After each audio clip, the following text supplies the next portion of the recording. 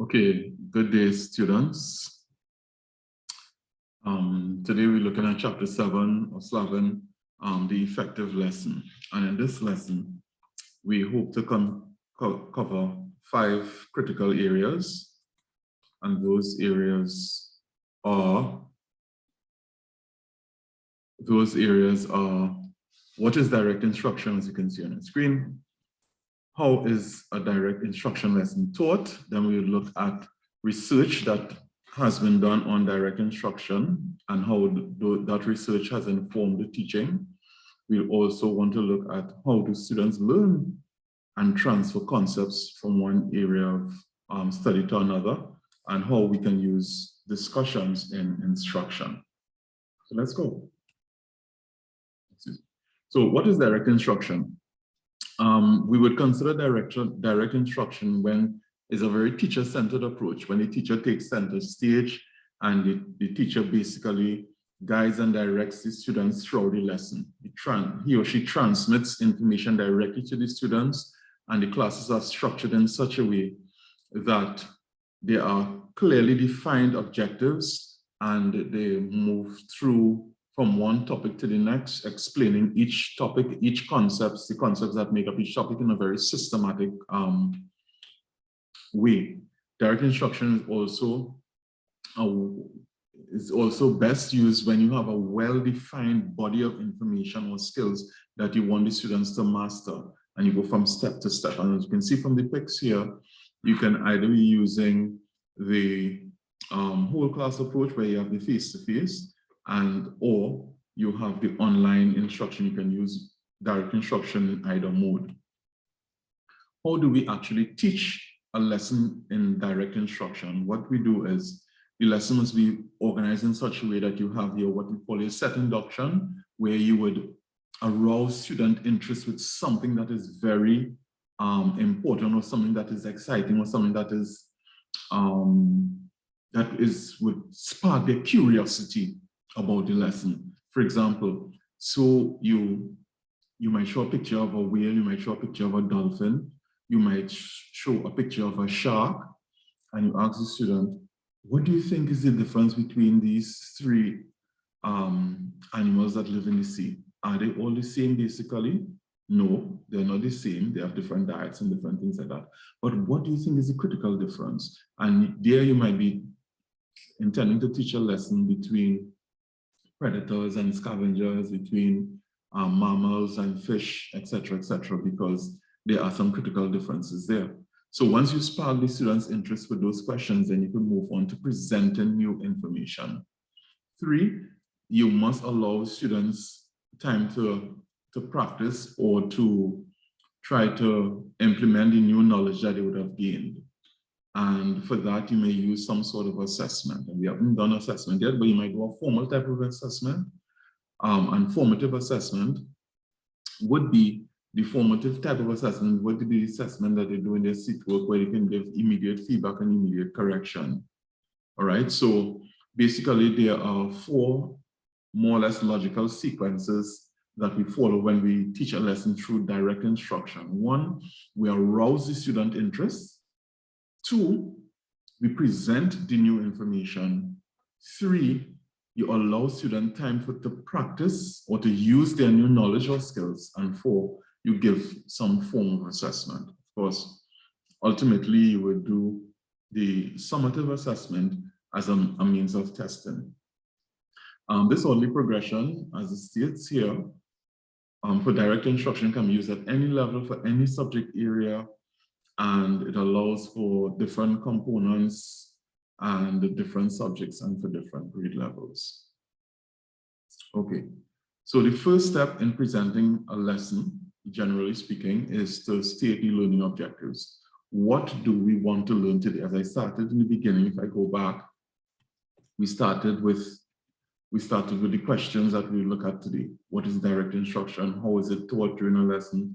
What has the research has to say about direct instruction, as well as how does direct instruction, through direct instruction, how students learn and transfer concepts, and how discussions are used in instruction. So usually we start by stating the objectives. So you let students know today the purpose of the lesson, why they're being taught this, why they're being, what do they have to learn? What do you want them to learn? What is the goal of the lesson for the day? Also tell the students how you expect them to perform. Okay, so I'll be teaching you long division or long multiplication, and I expect you to be able at the end of that process to be able to do long division independently with 2 digits into 4, etc., etc. So be very specific in terms of what you expect them to learn and the level of performance that you expect from them. Of course, all students are not going to perform at 100% level, 80% level, or 50% level. Some students might struggle to gain the concept, and they would perform at a lower level, and that would give you a guide as to what you need to reteach or how you need to make adjustments for them to learn. Of course, you whet the students' appetite by informing them how interesting, how important, how personally relevant the information is going to be to them. So whatever you're teaching, let the students know why they must learn it. What is the value of learning what they are learning? So like in this lesson, stating objectives. It is important to state objectives because the objectives let students know the goal of the lesson. And again, we say, give something astonishing, give something exciting, do some research, get something extra to get students eager to want to learn the content. Okay. So after you've stated your learning objectives, your goals for the lesson, review the prerequisites. What do they need to know before you go into a lesson that deals with vertebrates and invertebrates? Probably they need to know about the characteristics of things that are alive and the characteristics of things that are not alive, different classes of animals, difference between plants and animals, etc. Plants, animals, and humans. So always make sure that the prerequisites are well covered or well mastered, because the prerequisites determine the readiness to learn. And so you will ask them, okay, so how many of you know your 5-time tables, 6-time tables, and 7-time tables, because you're going to do long division or long multiplication that includes the knowledge, the importance of the knowledge of those 5, 6, and 7-time tables.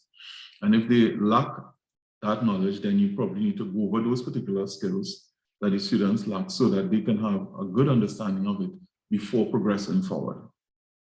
Another important thing to do is link information in their minds. So if you have to give an example, if you have to give an analogy, make sure you link it to something that you already know and link that to what you're presently trying to teach them. The next step would be to present the new material. And so you have this body of knowledge to pass on to the students, and you want to present this new information, these new skills. A simple 3-step process can be used. 1, present the information. Okay, so this is what I want to teach you today about plants and animals, about the ecosystem, about the water cycle, about the nitrogen cycle. And you present the information. You give examples, good, clear examples, sufficient examples that where you see everybody shaking their head, everybody would have understood. Present pictures. If it's something that you're demonstrating, you either be demonstrating it in the class or present good quality videos, simple, straightforward, slow it down step by step so that each person could understand and the concept can be clearly demonstrated. Part of learning, or part of teaching, is making sure that your students understand and that they are following you, that they're with you throughout the process. So to be an effective teacher, you have to be constantly analyzing or constantly evaluating the effectiveness of what you're teaching. So at this stage, you would want to conduct what is called learning probes. And that is using good quality questions to probe to see if students understand or if they're just saying they understand. So yes, You understand what you have to do for your long division. You understand the different steps. Do you know why you do each step? So it's important to ask students how something should be done and why it should be done. It's important to understand. It's important to probe their learning by not only teaching them what they require to know, but asking them, why is this so? So you have to have those answers, and you have to present those answers in your teaching. Present answers to those questions in your teaching. So when you probe, you can make sure that all students are on the same page and the level of understanding. Because remember, students are not just passive internalizers of knowledge. They are constructing their own understanding, and sometimes misconception can occur while that personal construction process is going on, internal construction process is going on. Because remember, they are trying to relate what you're teaching them to what they already know, or what they have learned, or what they think they know. So they're relating it to what is already established in their minds. And of course, we understand Piaget's principles of assimilation or accommodation, where they either place it into a category that already exists or trying to create a new category. All right, so we must conduct learning probes where you present questions based on to assess students' levels of understanding and to correct any misconceptions that might have developed. The next stage is, after you're satisfied that you've probed and they are a good place, they have understood, is to provide an opportunity for independent practice. The independent practice is where students will be able to do the exercises related to what you would have taught on their own. They'll be able to follow the steps and go through different levels of questioning, different levels of practice. You have the simple practice, you have the medium level practice, and the more challenging practice exercises. So the independent practice, providing an opportunity for independent practice, is critical to developing students who have mastered the concept or concepts that you are trying to teach. And whether it is mathematics or reading or grammar or composition or learning a foreign language, there must be opportunity for independent practice. And not only in class where you can do formative assessment, which is going around and checking to make sure that they're going right, but also summative assessment at the end of the week, at the end of the fortnight, at the end of the month, monthly tests, and as well as homework exercises.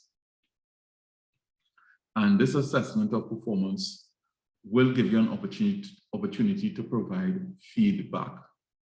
One of the most important aspects of teaching is providing quality feedback for students, especially those who are struggling, especially those who may not have understood the concept 100%.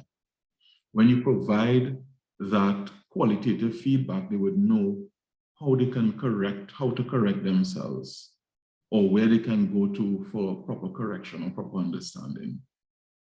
And this allows you to assess the effectiveness of the lesson so that you can know if you can move on to the next topic, which areas you need to reteach, and the level of depth of learning, because you want to ensure that the majority of your students will have mastered the concept that you would have taught.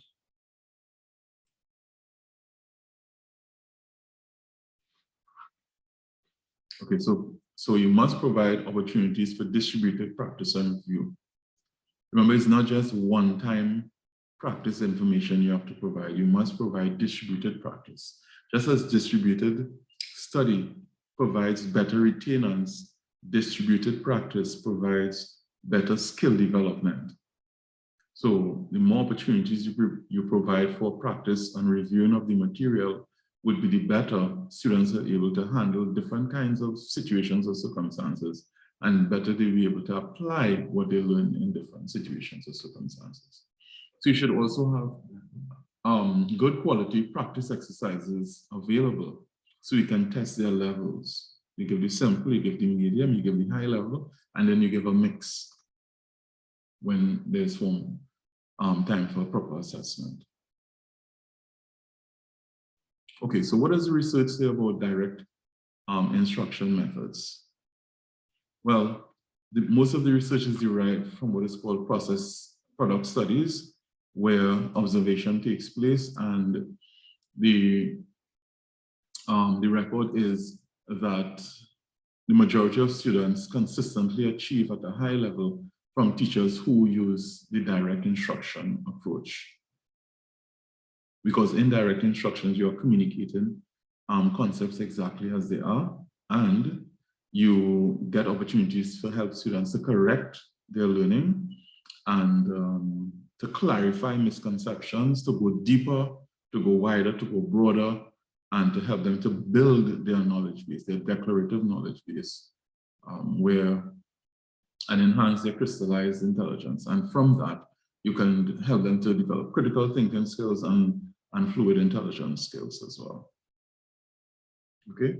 Most researchers, again, agree that the main aspects of this model, of these models of direct instruction, are essential to all teachers. So all teachers must have a cadre of skills where they can do direct instruction. It's not all about student-centered learning only, discovery learning or constructivism and so forth.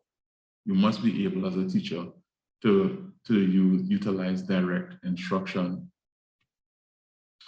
How do students learn and transfer concepts? So many times students have to learn and transfer concepts from one field to another. So for example, in math, they would learn about geometry.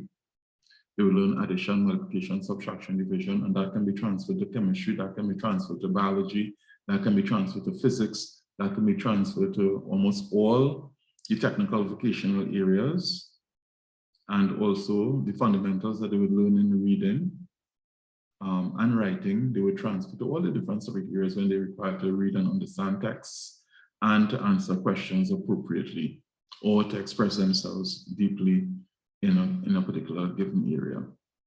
So a concept is any abstract idea that can be generalized from specific examples. So some concepts are learned through observation. Most concepts outside of school, we learn through observation. Right? We learn in terms of what is acceptable and non-acceptable behavior by observing how others behave. And sometimes that can be fuzzy. Other concepts are typically learned through definition. So we come into school, we learn all the parts of speech. What is a noun? What is a verb? What is an adjective? What is an adverb? What is a pronoun? What is a conjunction, etc. And we learn those through definitions and examples. But concepts like aunt and uncle, grandfather, we can't learn that through observation. We have to be told what those concepts mean. Okay, so concepts in school, right angle, obtuse angle, acute angle, reflex angles. We can't learn those through observation. We would learn them through definition. So there's two main ways of learning concepts, through observation and through definition. Teaching for transfer. If we want students to be able to transfer learning from one area to the other, we have to ensure that the original situation in which the learning takes place is very clear. So the first time the concept is taught, vertebrae and invertebrate, it must be very clear. And then to be able to transfer from one situation to another, there must be a degree of similarity between both situations where students can see the link between both situations in order to apply what is learned. So teaching for transfer depends heavily on the initial learning and understanding. One of the most important factors for transfer of a skill or concept is how well it is learned in the first place. So how well you learn what vertebrates are and what invertebrates are will determine a child's or your ability to distinguish between the two. And of course, the context in which you learn it will be able to help you to apply to new situations or circumstances as might be required. Okay. Or discussions used in instruction. We use discussions because you want to get a broad and wide views on different topics, and they can be used for many different reasons. So it's something you're debating something that is controversial, subjective or controversial. There's no right or wrong answer. For example, you might say, should teachers use corporal punishment? Should teachers apply strokes in school or not? Or if you're dealing with something that is difficult or a new concept, what is the best way to treat coronavirus if you realize that you just begin to have symptoms? All right. It is also valuable for affective objectives. Affective objectives are the objectives where you want students to internalize values, attitudinal objectives. You want them to have a change in their attitude. So discuss what is the best way to share your feelings or to deal with others of a different ethnic background or different socioeconomic or class of the society. What is the best way you think you can reach out to help those who have any sort of a learning disability or learning challenge? How can we best help them? How can we integrate them into the school system? Right, so all these are discussions that can be had according to the maturity level of the student. And so very young students, you might say, what's the best way we can keep students from fighting in the school or from bullying others? What is the best way you think we can help students to share more and to be kind to each other? How discussions used in the instruction? There are two main ways. You can have a whole class discussion where the teacher leads out, or you can ask a student to lead out the different aspects of it.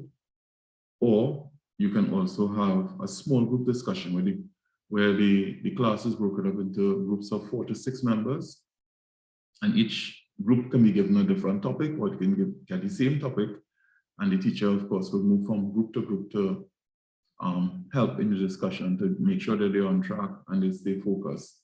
And even online, you can use the breakout rooms option where you give them a topic to do and you want them to report, give them a specific time frame and make sure they maintain that time frame, and they will come back in and discuss the main points that they got from the group in terms of the discussion.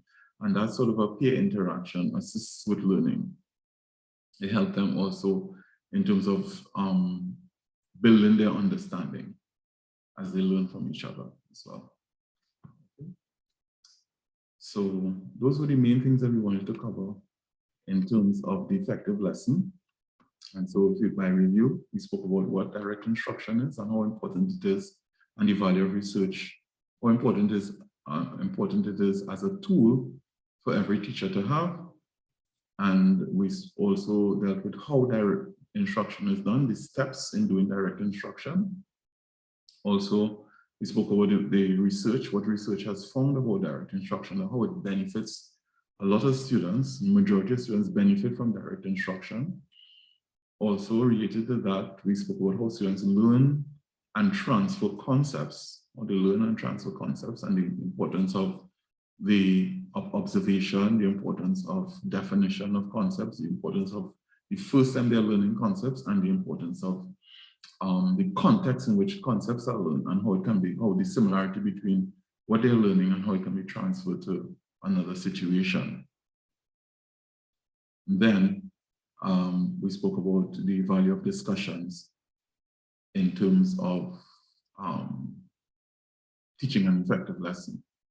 And some topics lend themselves to discussion. Might be controversial, might be you want to develop certain attitudes, or you want to develop certain values in students.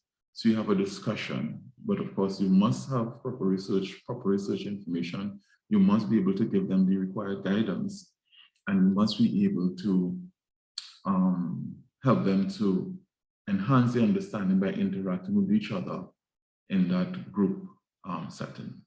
Okay, thank you very much. This is the end of the lesson entitled The Effective Lesson.